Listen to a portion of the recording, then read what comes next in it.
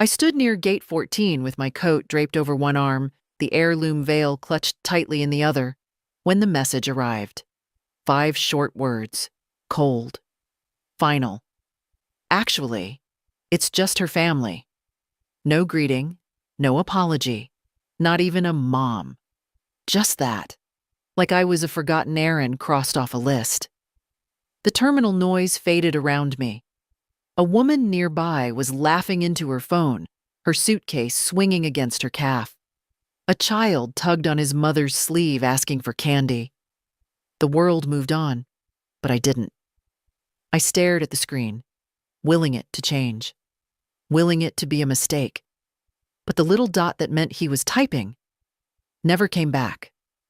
I didn't cry. I wanted to. My chest felt full of water and glass, something that sloshed and pierced with every breath. But I didn't cry. Instead, I sat down slowly on the metal bench, smoothing my skirt like I had anywhere to be, like dignity hadn't just packed up and flown off without me. I had paid for my ticket myself. No one asked me to, of course. I volunteered, happy to be included, happy to come. I bought a new dress. Not expensive, but neat. Midnight blue with pearl buttons. I packed the veil my mother had worn in 1947 and I in 1972, hoping his bride might find it charming. I had it cleaned, folded in tissue, tied with ribbon. There were also the gifts. A check tucked in an envelope and a locket engraved with their initials. Now all of it sat beside me in a floral suitcase with a worn handle, like some museum exhibit of wasted effort. He knew I was coming, knew I'd booked the flight, the hotel, knew I was bringing the veil. He just waited until I'd arrived, until I'd landed, until I was standing in the place I came for him. And then he erased me with a text. I opened the message again, reread it as if tone might be hiding somewhere in the white space between the letters. It wasn't. It was what it was. I zipped up my coat and rose, holding myself straighter than I felt. Maybe someone was watching.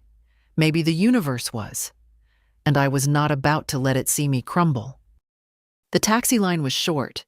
The driver, a young man with tattoos curling out from under his sleeves, barely looked up when I gave him the name of a hotel I'd picked because it looked clean and quiet. He asked if I was in town for the wedding. I smiled tightly. Not anymore, I said. The ride was silent after that.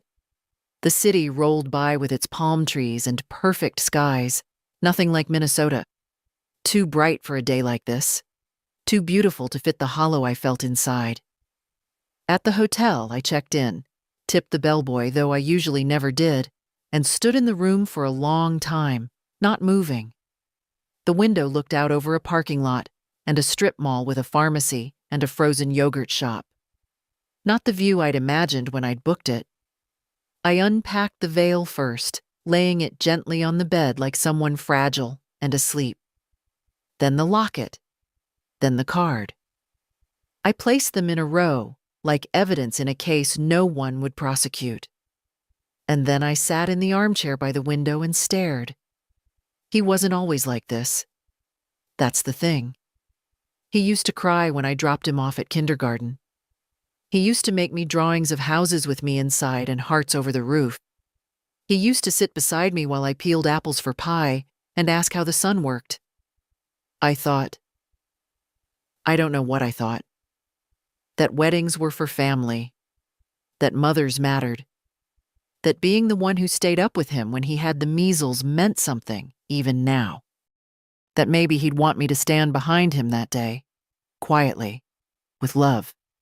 Instead, he erased me. And still, I didn't cry. I sat quietly until the light faded and the neon signs across the street blinked on. Then I stood, walked to the desk, took out the notepad and pen beside the phone, and began to write a list. It had 2 items on it. Cancel the transfer to James, his name. Call Margaret. Margaret is my lawyer. I hadn't spoken to her in months, but suddenly I knew exactly what I needed to say. Because if I no longer had a place at his table, I'd stop funding the feast. I folded the veil back into its box one last time. Then I placed the locket inside and sealed the envelope. Not with tears, but with resolve. The hotel room smelled faintly of lemon disinfectant and something older, old carpets maybe, or tired air. I stood at the little window with my hand on the curtain cord, watching the sky soften from gold to gray. My suitcase sat unopened at the foot of the bed, not because I'd forgotten it, because I wasn't ready to admit I was here, alone, without a purpose. I had come for my son's wedding. I had brought the veil. I had brought the gift. I had packed everything carefully. Extra stockings, my pill organizer, even a nail file in a Ziploc so it wouldn't get flagged at security. That kind of planning doesn't disappear just because someone uninvites you by text. I finally opened the suitcase. I laid things out like I was still going somewhere. Shoes on the floor, dress on a hanger, toiletries in the bathroom. And then I reached for the small wooden box wrapped in a handkerchief nested in the clothes. The veil. It had belonged to my mother, Ruth. Handmade lace, delicate as breath. She wore it at her wedding, and I wore it at mine. I'd had it cleaned and restored, paid more for the preservation service than I'd paid for my own wedding dress. I imagined handing it to my daughter-in-law on the morning of her wedding, telling her how it came from women who stayed, who worked, who loved stubbornly. I imagined her smile. Now I ran my fingers over the fine netting. Too fine for this world, I thought. Too fine for people who send 5-word messages to erase a mother. I put it back in the box. I didn't sleep that night. Not deeply. The bed was too hard, the sheets too white. I lay on my side watching shadows shift on the ceiling, the television silent in the corner. I kept waiting for another message. Some addendum, some explanation. But my phone stayed quiet on the bedside table, screen dark. By morning, I had decided. I called the front desk and asked for the number to a local law office. The man on the phone gave me 3. His voice chipper in that way hotel clerks are trained to be. I thanked him and chose the second number on the list, just because it sounded like the kind of firm that didn't hang up on old women. They could see me that afternoon. I confirmed the time, dressed with care, and packed the veil back into the box one final time. I left it on the desk with a note. Do not disturb. I'll be back. But I didn't take the gift envelope with me. That one went into my purse. I wasn't done deciding what to do with that. The law office was in a beige building next to a dry cleaner. It didn't look like much, but the woman who met me in the waiting room had silver hair and the kind of direct gaze I trusted. Ms. Whitney, she said. I'm Anne. I need to update my will, I said, without preamble. And establish a trust. Anne nodded, not asking why. She took me to her office and poured me a glass of water. I liked her already. I want to remove my son, James Whitney, as beneficiary, I said. Entirely. And I want everything to go to my granddaughter. She raised an eyebrow slightly. May I ask why? Because she's the only one who's never lied to me, I said. And because I won't leave my life's work to a man who deletes his mother like a spam email. Anne didn't react with surprise or sympathy, just made notes. Does your granddaughter have a legal guardian? She's 18, college freshman, brilliant. Then it's simple, she said.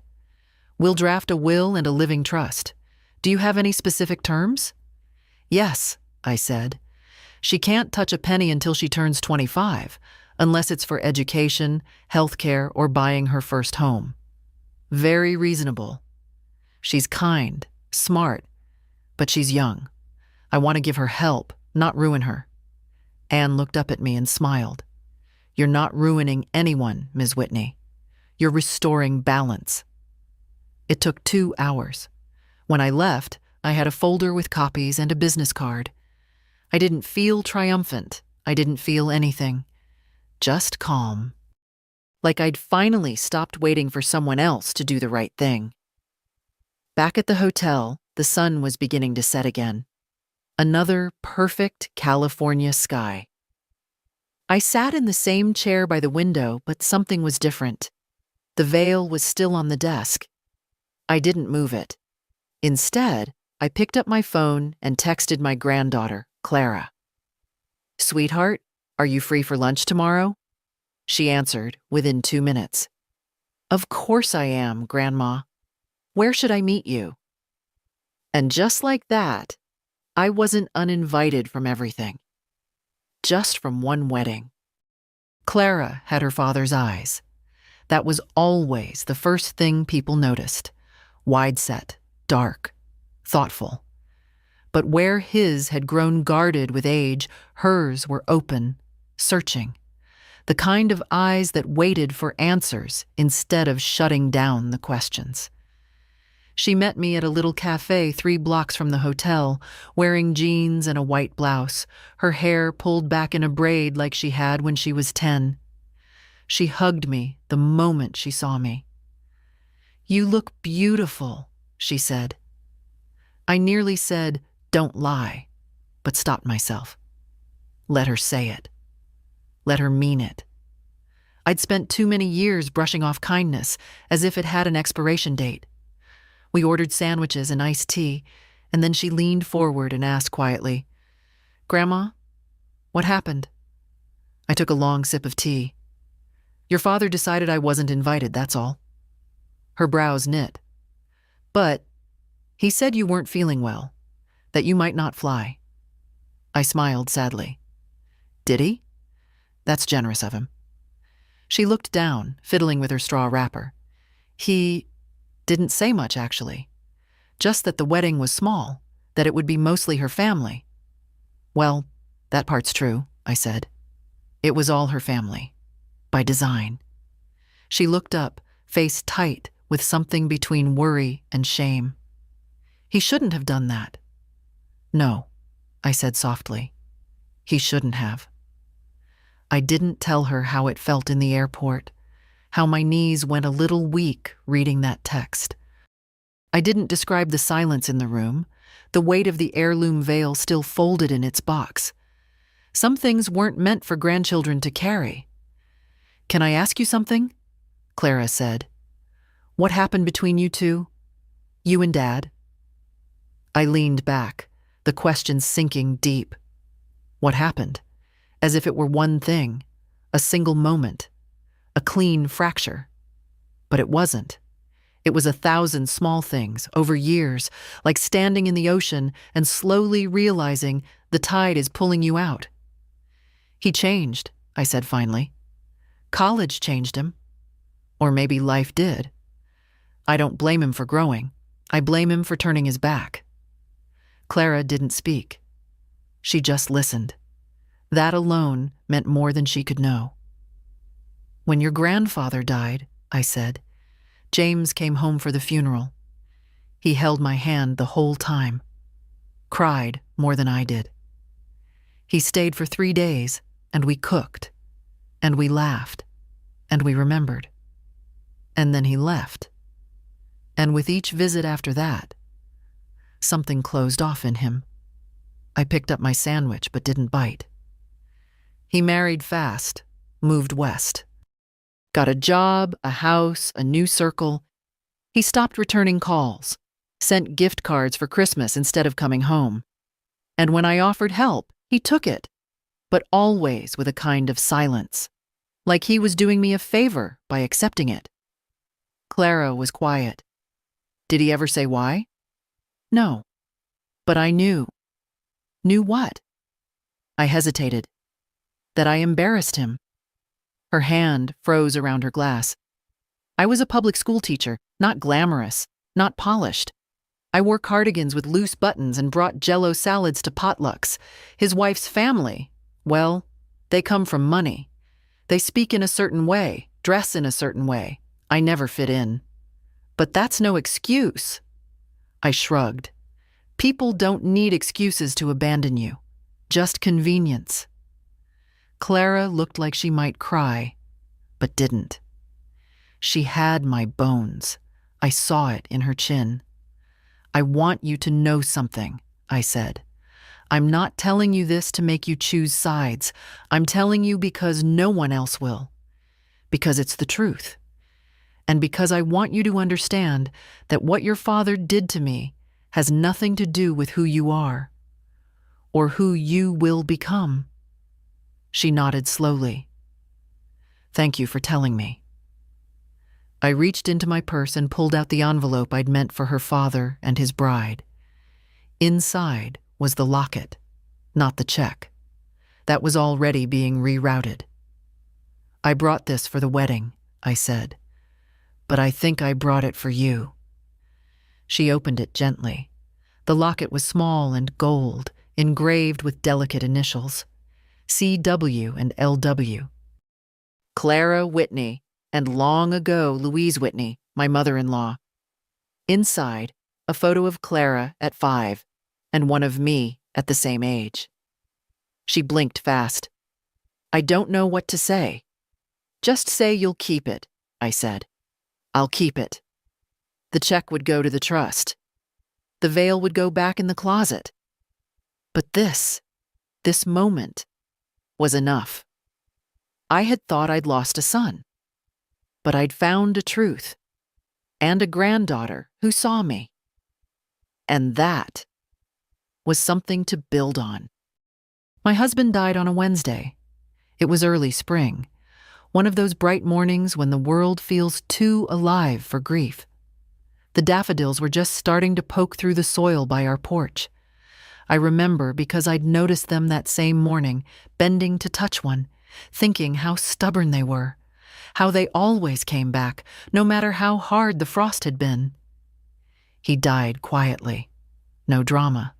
No long illness. Just a breath that didn't come back. George Whitney was not a remarkable man if you looked at him through the world's lens. He sold insurance, drove a Dodge, made his coffee too weak.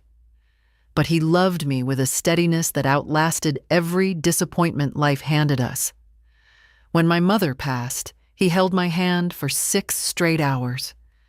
When I lost the baby before James, he came home from work and just lay beside me until I slept. We were married for 34 years. Not all of them easy, not all of them kind. But we chose each other again and again, even in the quiet. After the funeral, James stayed for 3 days. He helped clean the garage, sorted old papers, took 2 boxes of his father's things back to the airport. On the last morning, he hugged me long, his chin against my shoulder. "You'll be okay, right?" he asked. I said yes. And he believed me. He left me with the house, the Buick, and a bank account that could last if I was careful. He also left me with silence. A long one. In the beginning, I didn't feel it. I filled the days with school. I was still teaching then, 3rd grade, which meant juice boxes and shoelaces and sticky hands. The noise helped. Children don't leave room for too much thinking. But evenings came, and they were quieter than I'd ever known. No voice from the other room asking where the good batteries were. No shuffle of slippers on the kitchen floor. Just the creak of the house and my own breath. The first year, James called every Sunday, always at 5. We'd talk about the weather, about my health, about what he was reading. Then it became every other Sunday. Then once a month. Then only when he needed something. There were excuses, of course. Work, travel, the baby. His wife wasn't big on phone calls, he said. She liked structure. She liked space. I gave him space. enough to lose a continent between us. He never said it outright, but I could feel it in the way he hesitated before introducing me to new people. "This is my mom," followed by a pause, a shift of tone.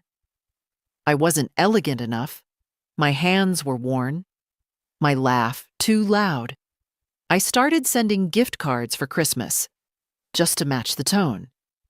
I thought it might make things easier. He never complained. But the cards never came with calls. People talk about the loneliness of widowhood like it's something that happens all at once, like a blow to the chest. But for me, it came gradually. After the casseroles stopped. After the neighbors stopped dropping in. After James stopped saying, "Love you," at the end of our calls. It settled in like dust. I never remarried. Never wanted to. George had been the kind of man you only get once. Not flashy, but real. Present.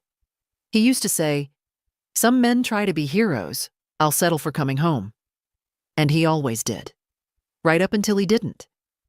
There were nights, especially in the second year, when I'd wake up and talk to him anyway. Just soft words into the dark. Telling him what James had said, what Clara had drawn, how the furnace was making a new noise. I knew it was silly. But it helped. I think he would have been angry. Not at James exactly, but at how easily a son can forget who taught him to tie his shoes, who cleaned up his throw-up at midnight, who ran after his bike, cheering the first time the training wheels came off. George would have said, "Mary, don't let him treat you like this." I used to answer out loud, "It's just how he is now." But now, I don't know. Now, sitting in this hotel room with the veil boxed up, the will rewritten, and Clara drinking iced tea with her knees curled under her like a girl half her age, I wonder if George was right. Maybe I let it go too long. Maybe I excused too much. But not anymore. There's a drawer in my kitchen back home that sticks on the left side. You have to tug a little, then it slides open all at once with a clatter. That drawer holds everything I thought I'd never need to reference again. Receipts, bank letters, photocopies, old warranties, and a folder labeled James. I started it when he got married. At first, it was just for organization. I didn't want to forget what I'd given or promised in case he ever asked. But over time, it became something else. A record, maybe. A quiet ledger of what it cost to stay in someone's life when love wasn't enough. The first paper is from 2003, a $12,000 check. Down payment for their first apartment. He said it would be temporary, just until they got on their feet. They moved out a year later, into a condo his in-laws helped finance. No one mentioned my part. Next is a credit card payoff. $6,800. He'd lost his job. Said the bills were piling up. I remember sitting at my kitchen table, reading his email twice before calling the bank. I told him not to worry. Mothers don't let their children sink, not if they can help it. Then came the baby. Clara, my shining light. When she was born, I offered a college savings account. He said it was too early, that they'd set something up on their own. They never did. Instead, the folder holds receipts for diapers, a stroller, a hospital bill that somehow didn't get covered. I sent money for each without asking questions. In 2011, a torn knee ligament. He didn't have enough PTO, he said, and the insurance deductible was high. $2,300. I wired it the same day. In 2015, their car broke down. Not the fancy one his wife drove. The older one for errands. I covered the repairs. $120. A year later, the roof leaked. He called in the middle of the night. His voice rushed, low, like he didn't want someone else hearing. "Mom, I hate to ask, but..." He didn't hate it. I wired $8,000 that morning. In total, the folder holds records of $57,000 over 20 years, not counting gifts, not counting flights to visit, not counting the groceries I stocked in their kitchen when they were tight that month, not counting the coat I bought Clara every winter until she was 17, not counting the new laptop I mailed when he said hers broke and they couldn't swing it right now. It's not about the money. It never was. If he'd said thank you, if he'd looked me in the eye and called me just to talk, it would have balanced. But somewhere along the way, it stopped being help and became expected. A quiet tax on motherhood. I didn't notice the shift at first. The first 5 years, every dollar felt like a hug from afar. But eventually, the calls came only when something was needed. And the warmth dried up. The gifts went unmentioned. The deposits unacknowledged. Last year on his birthday, I mailed him a check. Just a gesture. He cashed it the next day. He didn't call. He never did. The last paper in the folder is from 4 months ago. A transfer of $3,000 for incidentals ahead of the wedding. Florals, deposits, whatever she needs, he'd said. I sent it that same afternoon. Of course I did. I was thrilled to be included, thrilled to be invited. Funny, isn't it? How much I paid to be disinvited. I looked over the papers one last time before my trip. I'd pulled them out to remind myself that I wasn't imagining things, that the distance between us wasn't just emotional, that I hadn't dreamed the neglect. It was there in black and white. They say love doesn't keep score. Maybe it shouldn't. But dignity does. That first night in the hotel was the longest one I'd had in years, longer than the night George died, longer than the night Clara was born and no one thought to call.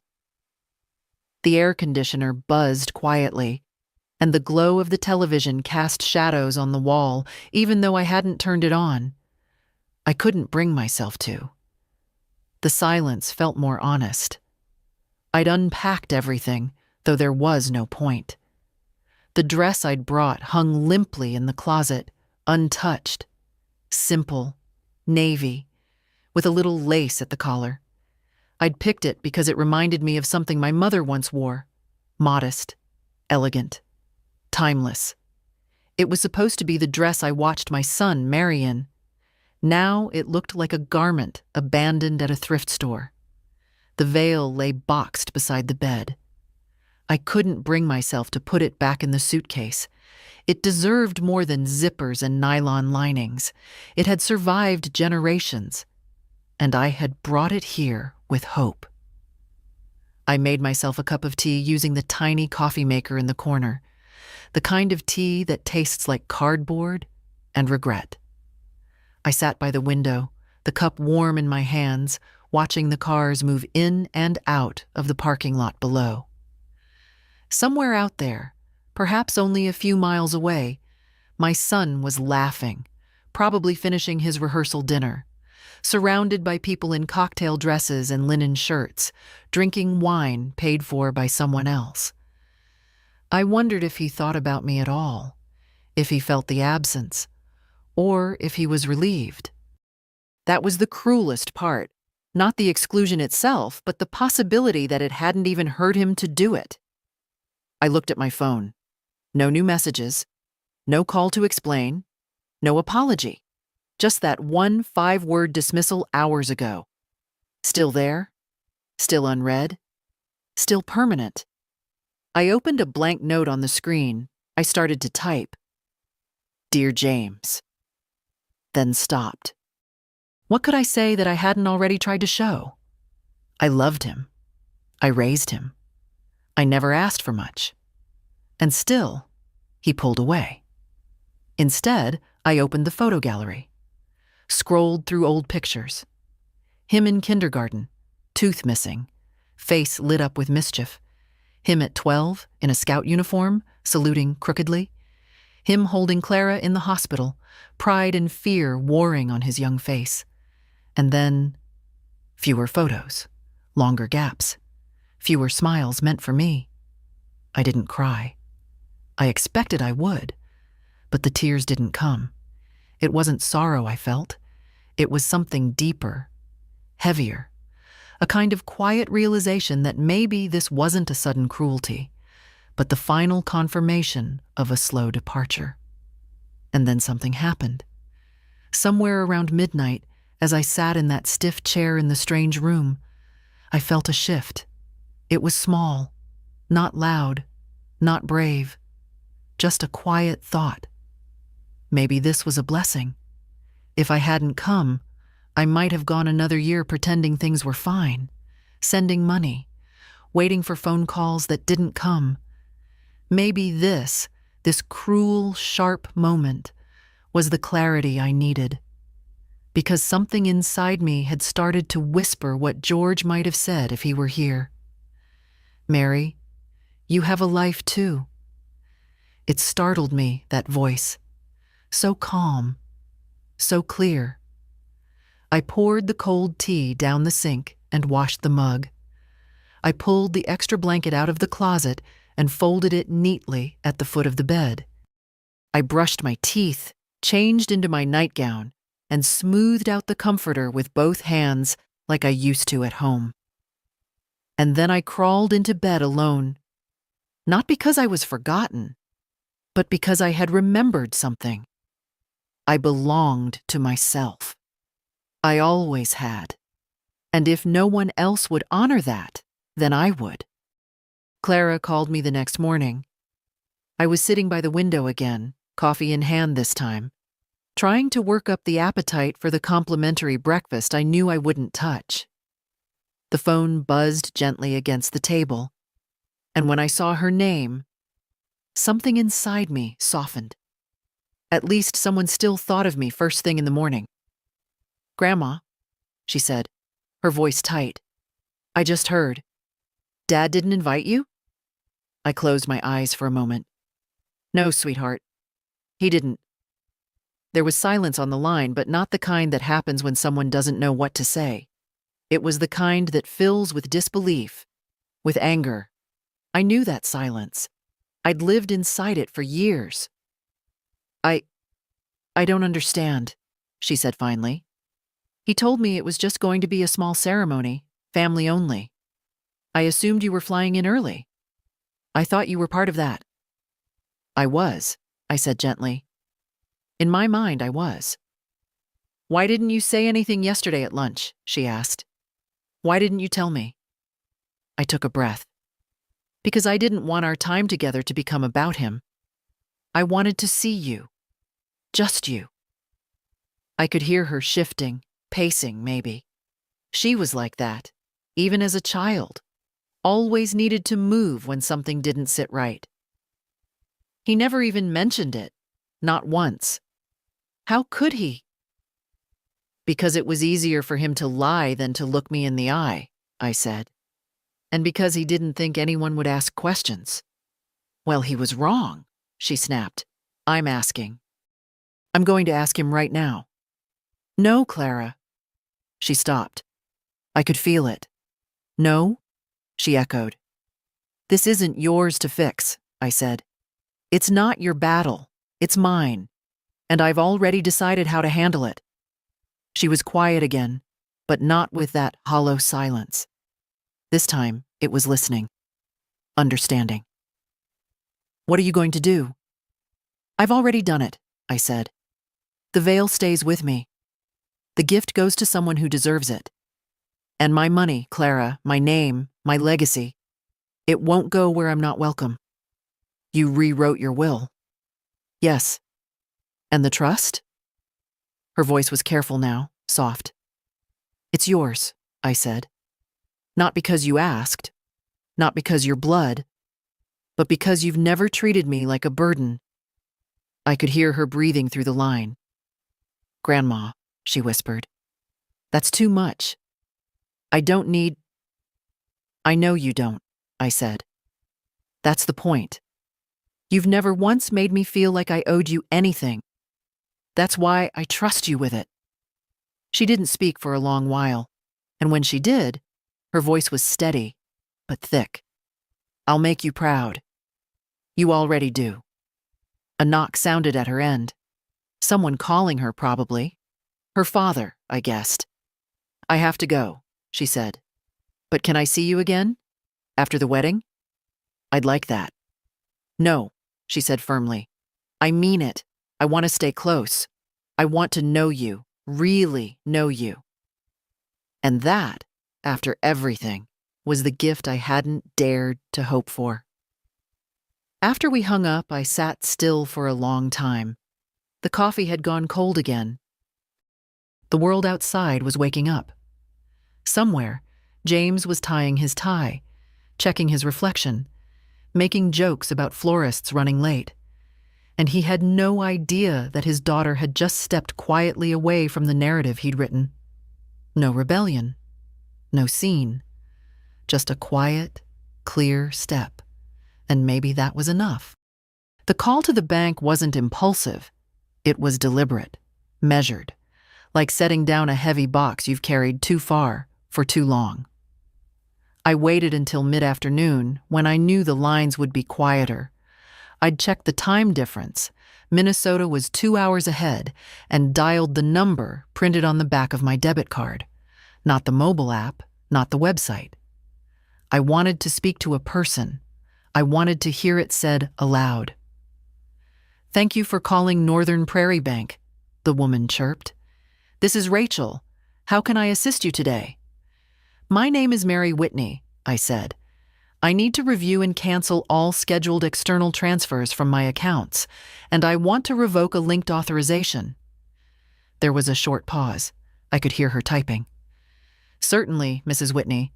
I'll just need to verify a few details before we begin."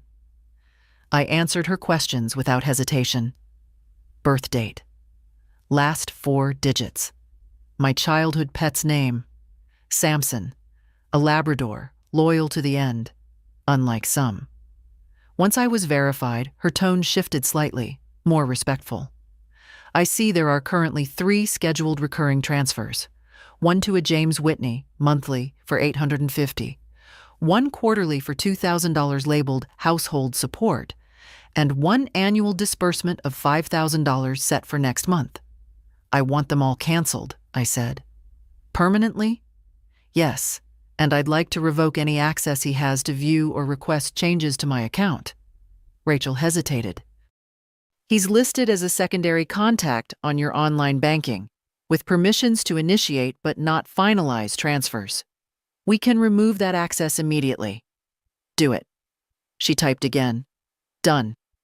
May I ask, just for our records, should we mark this as fraud, family reassignment, or personal change of circumstances?" "Call it clarity," I said. Silence. Then quietly, "Understood." I asked her to email me the updated confirmation, and she did so within minutes. I read every line, every canceled dollar, every severed link. There it was. Tangible. Real. For 20 years, I had subsidized his life like a silent investor in a company that never listed me on the board. Rent, bills, emergencies that turned into patterns. I did it because I was his mother, because I thought that's what love meant. But it's not love when only one person shows up. It's not family when the calls come only with conditions. And I'm not an ATM. That night, I took out the folder labeled James from my suitcase. I had packed it on instinct, not knowing if I'd need it. Now, I opened it one last time. Each sheet felt heavier now. Not because of the money, but because of the silence that had followed each transaction. No thank you. No calls. Just quiet withdrawals. I stacked the papers neatly, placed them back in the folder, and slid it to the bottom of my suitcase. I would shred them when I got home. A new ritual. Not one of erasure, but of release. In the silence of the hotel room, I lay back on the bed, hands folded over my stomach. I didn't feel angry. I didn't feel bitter. I felt clean. The kind of clean that comes after you finally speak the truth out loud. Maybe James would call when he noticed. Maybe not. But for once, I wouldn't be waiting. The next morning, I walked. Not because I had somewhere to be, not because anyone expected me, but because the air felt good on my skin and I needed to remember what it meant to move without purpose, just for the sake of feeling alive. The hotel was near a small downtown square, the kind with benches and old trees that had survived half a dozen sidewalk renovations. I passed a bookstore with a wooden sign that creaked gently in the breeze. A woman my age was arranging paperbacks in the window, humming to herself. Across the street, a little boy tugged at his father's hand, pointing at something in the bakery window. The father bent down, nodded, laughed. They walked in together. I stood watching them longer than I meant to. Years ago, that had been me and James. A cold day in Minneapolis, a coffee shop on Hennepin Avenue. He was 4, wanted a cinnamon roll bigger than his face. I said no. He pouted. I caved. He licked the frosting first, and we both laughed when it stuck to his nose. I hadn't thought about that moment in years. The ache surprised me, not because it was painful, but because it wasn't. It was warm, a good memory, untainted. There were so many of them, scattered like pennies I'd forgotten I'd dropped. We'd had good years, before college, before pride, before the world started measuring people by polish and pocketbook. Maybe that was the hardest part, knowing the love had been real once, that it had eroded not because of hate, but because of distance and neglect.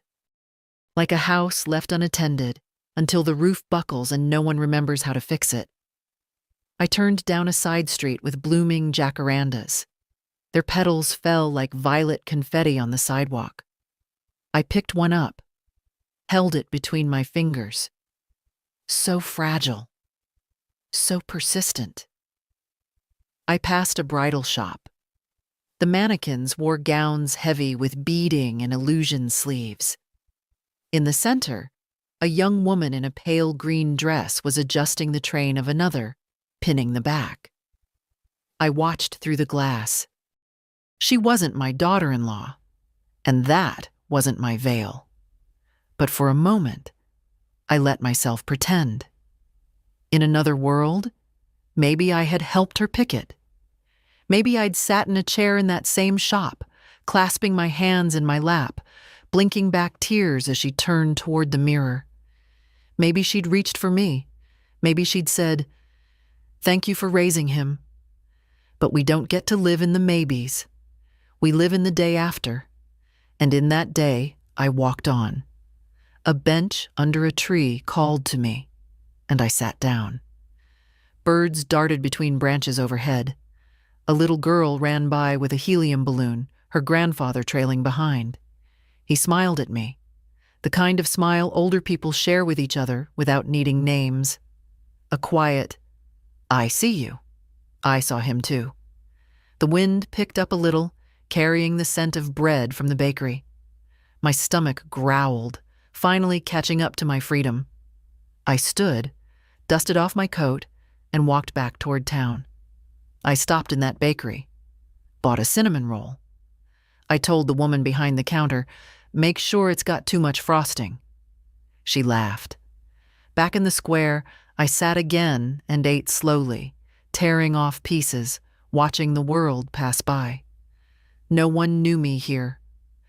No one expected anything. And yet, for the first time in days, maybe years, I felt more seen than I had at any family gathering. Sometimes dignity doesn't come with grand statements or door-slamming ultimatums. Sometimes it's a woman eating a cinnamon roll on a bench, savoring her own company, while her bank account breathes free and her heart finally beats without apology. The law office was quiet, tucked above a real estate agency in a 2-story building with green trim and peeling paint. No reception desk, just a brass plaque on the door. Chambers and Reed, attorneys at law. The kind of place that didn't waste money on appearance, and I liked that. Anne opened the door herself.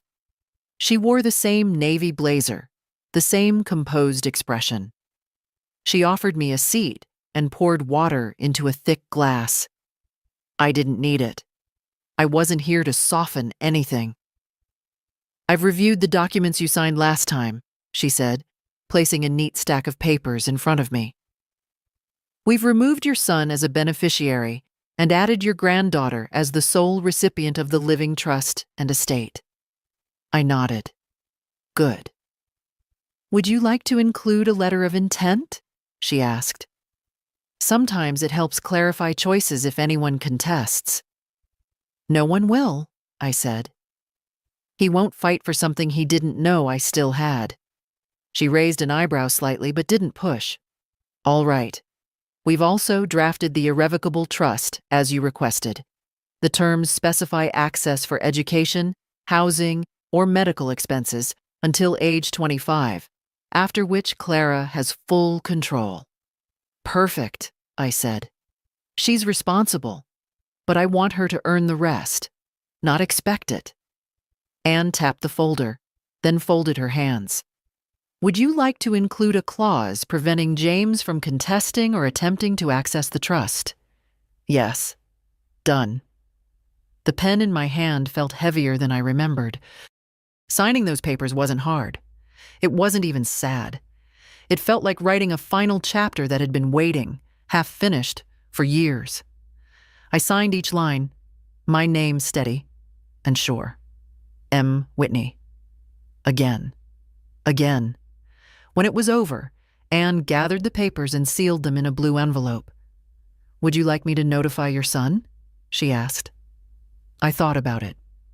"No," I said. "Let the silence speak."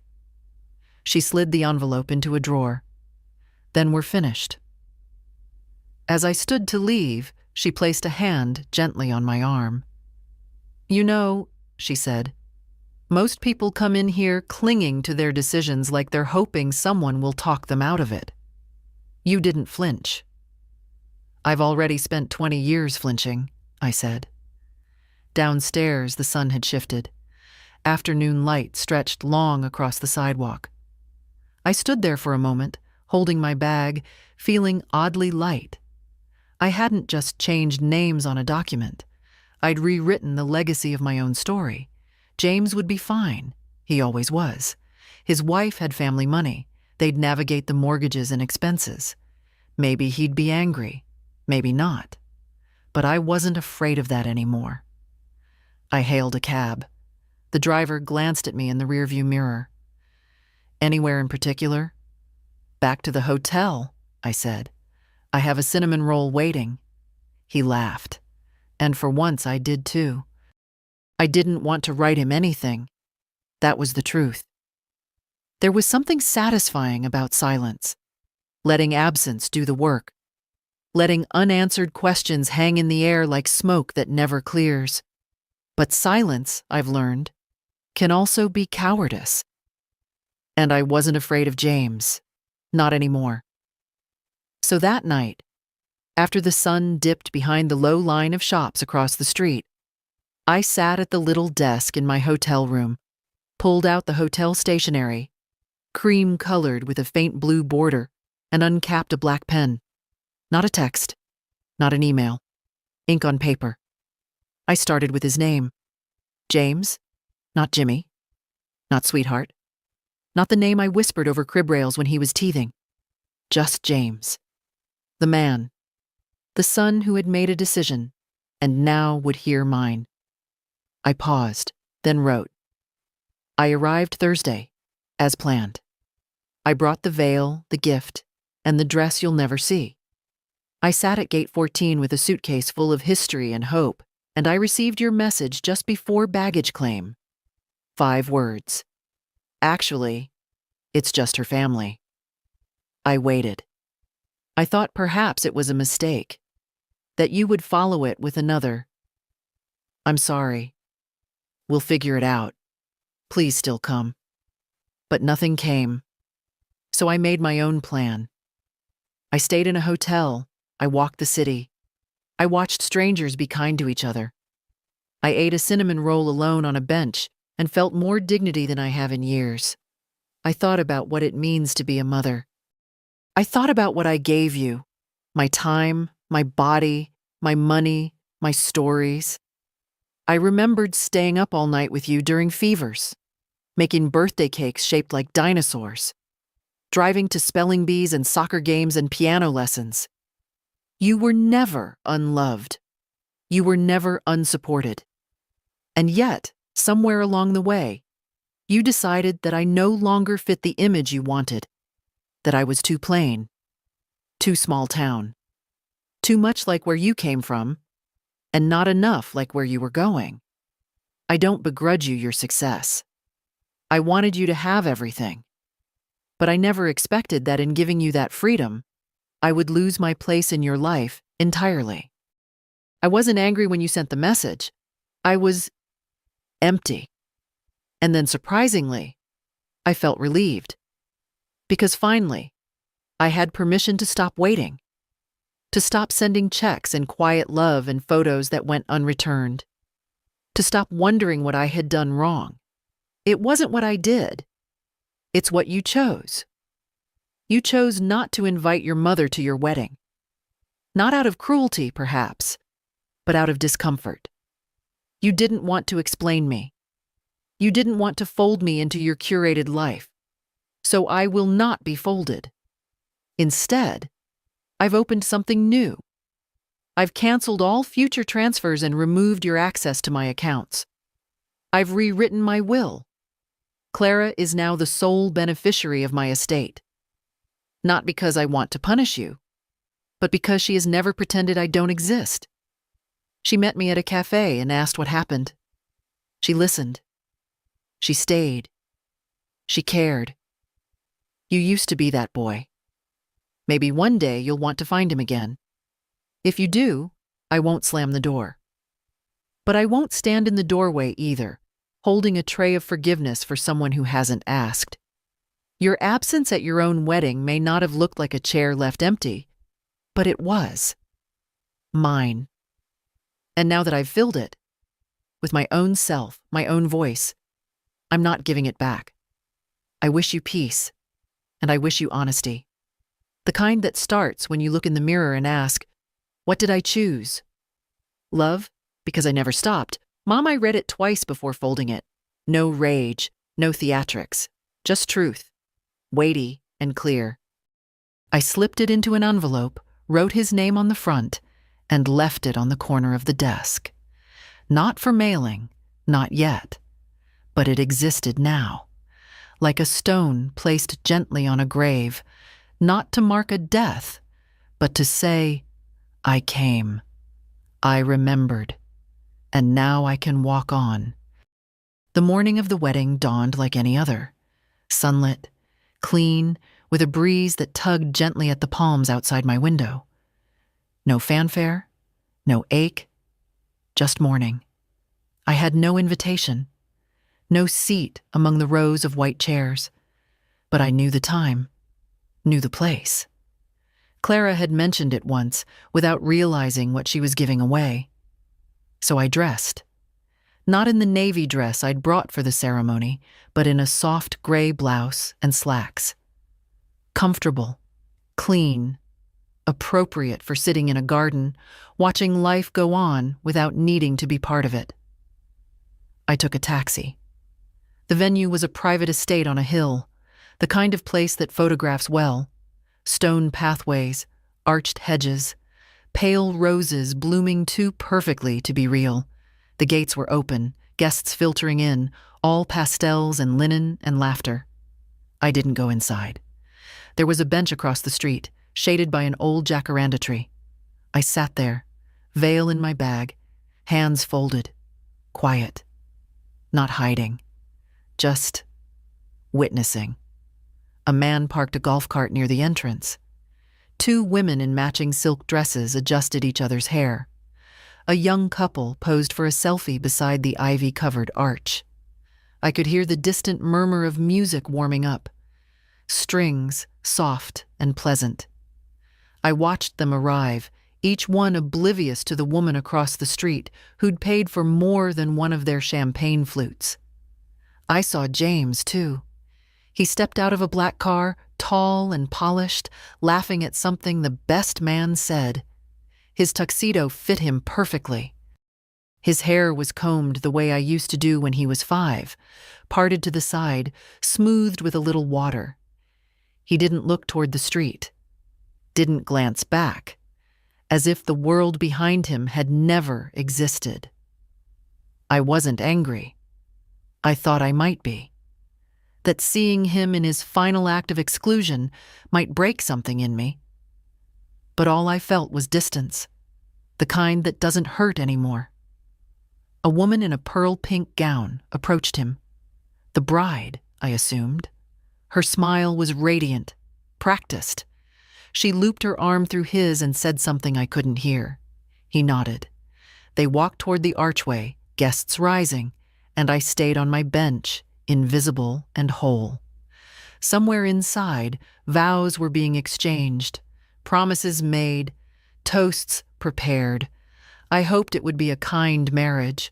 I hoped they'd find something lasting. But I wasn't part of that story. Not anymore. The ceremony lasted 22 minutes. I know because I counted. Birds came and went.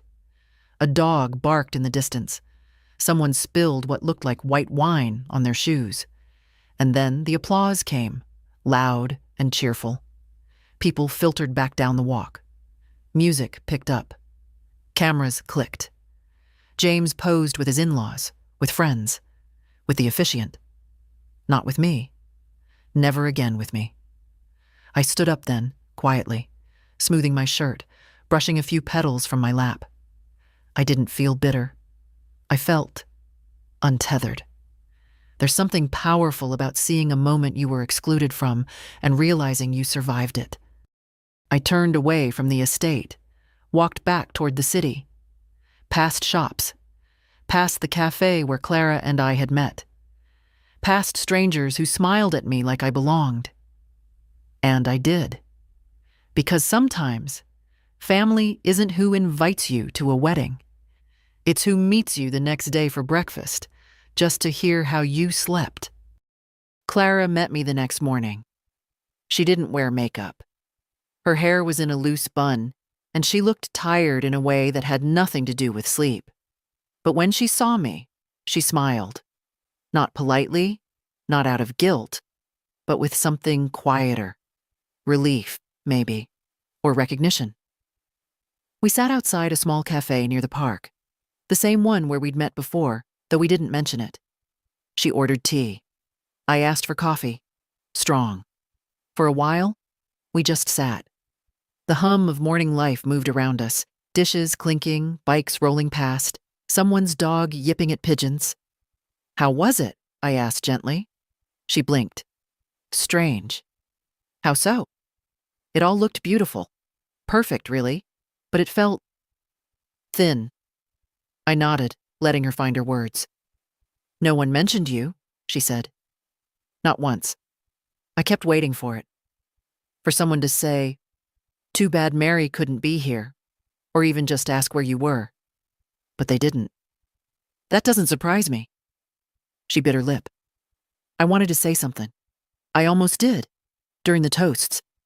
But I didn't want to make it about me, or you, or anything. You did the right thing, I said. No, I don't think I did. I just did the easy thing. I looked at her carefully. Her eyes were red-rimmed, but steady. That Whitney steadiness. It skipped her father but came through in her. You're not responsible for my pain, Clara. I know, she said, but I still felt it. She pulled something from her bag, a folded napkin. Inside was the locket. She laid it on the table between us but didn't push it toward me. I brought it with me yesterday. I kept it in my dress pocket the whole time. That's not a pocket piece. I know, she smiled, but it felt right, like I was carrying you with me. I touched the locket gently, then slid it back toward her. It's yours, I said. Not just to keep, to wear, to carry forward. She looked down at her tea. I think Dad knows I'm upset. He tried to joke with me last night, but I barely answered. You don't have to choose. But I already have, she said quietly. Not sides, just truth. I know who's honest with me. I know who sees me. I felt something shift in me then, not triumph, not victory, just healing, like a door long swollen shut, finally creaking open. I wish I could promise it won't get harder, I said. But it might. The older you get, the more people will ask you to pretend things are fine that aren't. She nodded slowly. You're the only one who's ever said that out loud. I reached across the table and held her hand. You don't owe anyone silence. She squeezed back. Neither do you. We sat like that until the sun got too warm on our shoulders, until the tea cooled, until the waitress came by and smiled, saying, You two look alike. And for the first time in years, I believed it was a compliment. Because I wasn't just someone's forgotten mother. I was Clara's grandmother, and that was more than enough. I flew home on a Tuesday. Same airline, same suitcase. But everything felt different. The air in the terminal didn't press against my chest like it had days before. My steps were slower, but steadier. I wasn't leaving anything behind. Not really. I was taking something with me, something I hadn't known I'd needed. The end of pretending. The flight was quiet, a few businessmen scrolling through slides, a couple with a toddler between them, dozing against each other's shoulders. I read a book I didn't finish, stared out the window, ordered tomato juice just to taste something real. The Minneapolis sky was soft and low when we landed, not dramatic, not cold, just honest, the kind of gray that asks nothing of you. A cab took me home. The driver didn't speak much, and I didn't fill the silence. The streets looked exactly as I'd left them. That was a comfort, not a disappointment. When I stepped through my door, the familiar creak greeted me like an old friend. The house smelled faintly of dust and lavender cleaner. Nothing had changed. And yet, everything had. I set my suitcase down gently and walked through each room like I was seeing it new. The kitchen, with its chipped tile. The living room, where George's chair still sat beneath the reading lamp. The bedroom, where the photo of him and James as a toddler still rested on the nightstand. I didn't touch it. Didn't turn it down. I just let it be what it was. A moment caught in time, not erased by what came after. I made myself tea. Not hotel tea. My tea. Chamomile and mint, with a spoonful of honey and the mug that said, World's Okayest Mom. A joke gift from Clara when she was 12. I sat in my chair by the window and watched the late afternoon light settle on the porch. The daffodils had opened fully now, yellow and defiant. I didn't cry. I thought maybe I would. That coming home would unlock the tears I hadn't allowed, but instead, I felt calm, clean. The way a room feels after you've finally pulled the old rug and seen the floor beneath it. Later, I went to the drawer. The one that sticks on the left. I opened it, pulled out the folder marked James. I sat at the table, turning each page over one last time. Receipts, transfers, notes. Each one a quiet record of a love that had expected nothing in return and received exactly that. I took the shredder from the hallway closet. I fed the pages in slowly, one by one, not with spite, with peace. This wasn't punishment. It was pruning. What doesn't grow gets cut back. When I finished, I emptied the bin into a paper bag and set it by the back door to go out with the trash. It felt light, considering how much of my life had just passed through those blades. Then I opened the small linen closet and reached for the box. The veil. I laid it out on the bed, careful as always. Ran my fingers over the lace. I didn't cry then, either. Instead, I smiled. The veil had been worn by strong women. Ruth, who raised 4 children through wartime. Me, who buried a husband and kept going. It didn't need another wedding to have value. It didn't need another girl to wear it to matter. It had already done its work. I folded it back into its cloth, tied it with the same ribbon, and placed it in the cedar chest. Maybe Clara would want it one day. Maybe not. I wouldn't ask. That choice would be hers, the way this week had finally been mine. Before bed, I opened my phone. A single message from James. "Hope you're doing okay. Ceremony went well." I stared at it a long while.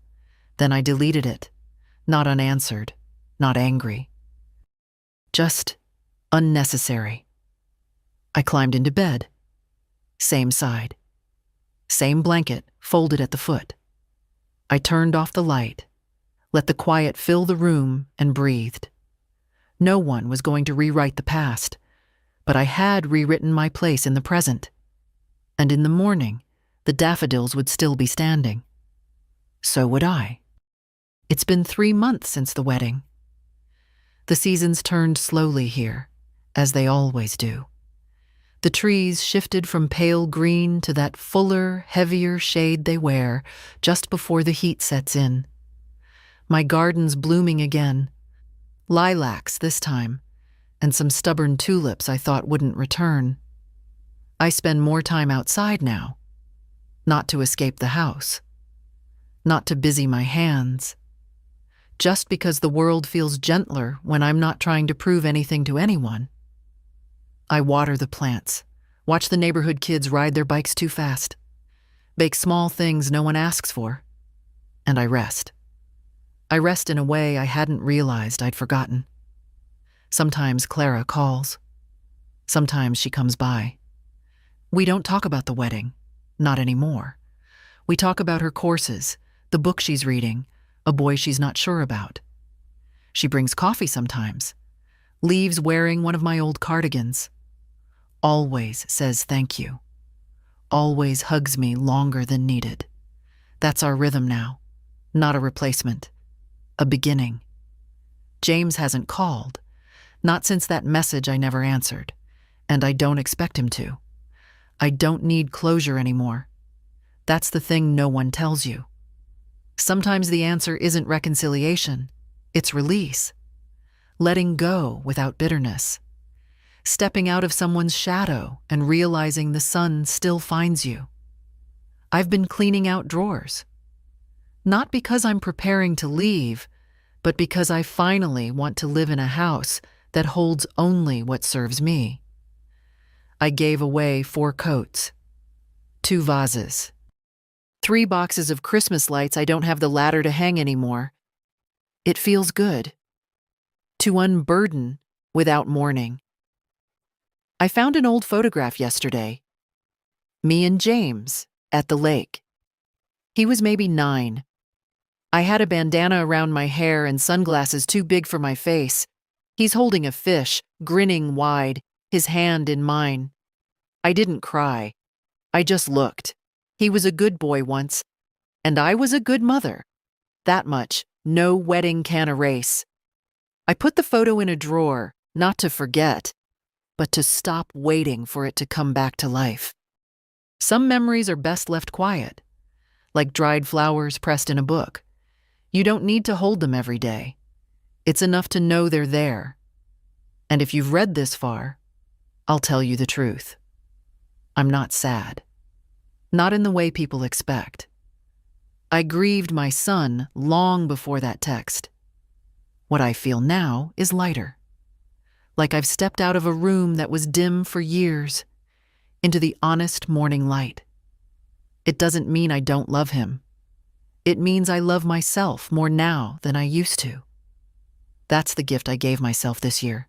Not revenge, not retribution. Dignity, ownership, silence. Chosen rather than endured. And if you, sitting wherever you are, reading this, have ever felt pushed aside, erased, or uninvited by the very people you built your life around, Let me tell you something simple. You are still the author of your story. They don't get to write your ending just because they stopped reading halfway through. Stand up. Sit tall. Shred the old accounts. Wear the dress anyway. Eat the cinnamon roll. Speak the truth, even if it shakes. And if they didn't save you a seat, pull up your own chair or walk away entirely. But don't you dare believe you're disposable. You are not. You are the root they grew from. And you, my dear, are allowed to grow again on your own terms, in your own light. If this story moved you, share it. Tell someone who needs to hear it. Leave a comment. Say, I see you. Because I promise, someone is waiting for those words. And if you've ever sat alone at the airport with a suitcase full of love and nowhere to place it, know this. You're not the only one. And you are never, ever too late to begin again.